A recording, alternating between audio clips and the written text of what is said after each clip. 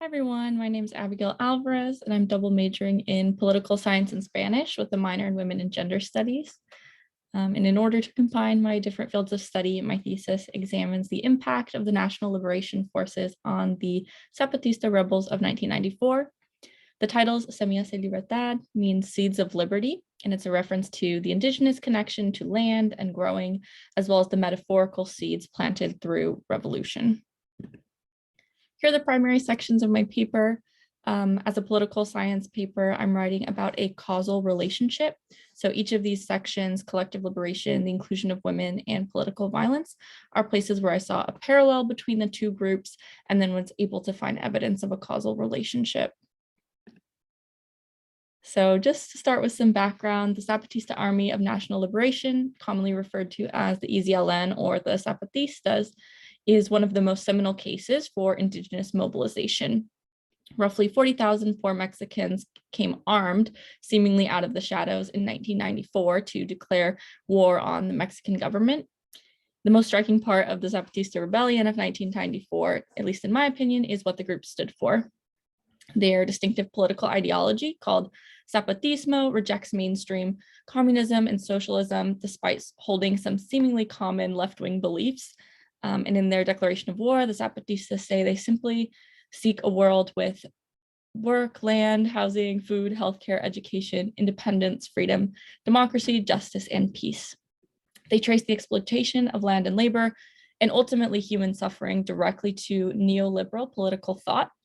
And unlike other revolutionary groups, the Zapatistas did not rush to use political violence, and they willingly laid down arms when it was requested by Mexican civil society.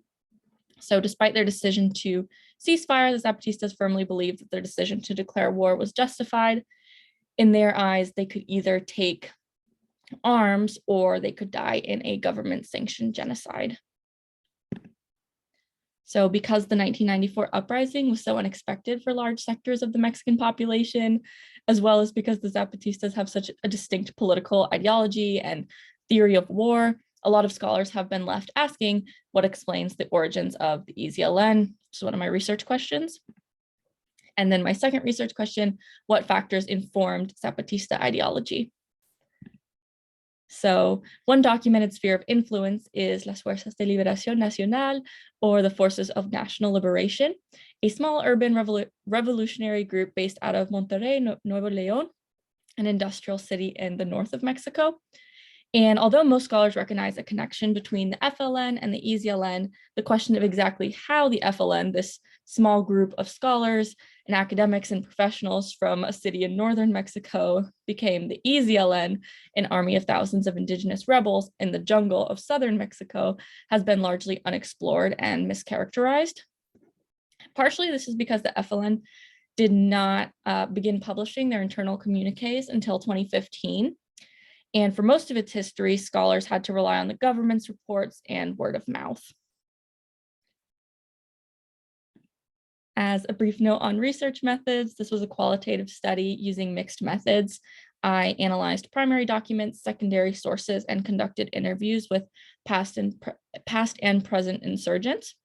And then on a personal note, the reason I chose this topic and began this study was because when my grandmother passed away in 2019, my dad and I found these boxes of newspaper clippings, legal documents, journals, magazines, and even an independently published book by my grandfather all about the movement. And so here I put some pictures of the early days of my research time where we were looking through all these documents. And then the other two pictures, we actually took a trip to Mexico to conduct interviews.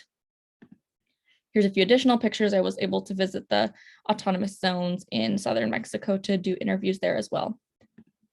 So finally, coming to what my actual thesis argues after many, many months of research, I argue that the connection between the FLN and the EZLN represents the growth and development of a single goal and not an ending or a brand new beginning.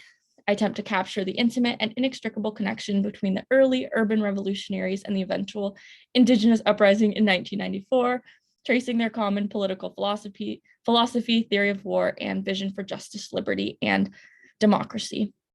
I argue that rather than two separate groups, the founders of the FLN planted Semillas de Libertad, or Seeds of Liberty, for what would become an international movement against neoliberal imperialism and its accompanying white supremacy, patriarchy, ableism, and heteronormativity. So just to conclude, I wanted to kind of bring it back to the personal side. I was born and raised in Portland, Oregon, and always felt largely disconnected from Mexican culture. When my dad and his family immigrated to the United States, he and his sisters were the only Spanish speakers in their high school.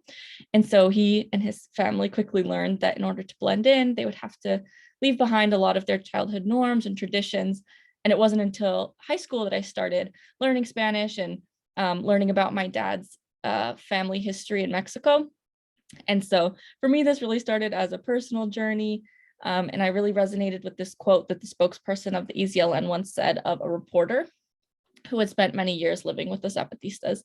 He said, "I'm sure that like Gloria, many of you will see themselves, or sorry, will see, when they see us, will see themselves. And I'm also sure that she, and like her, many more will know themselves better. And that's what this is all about, to be better."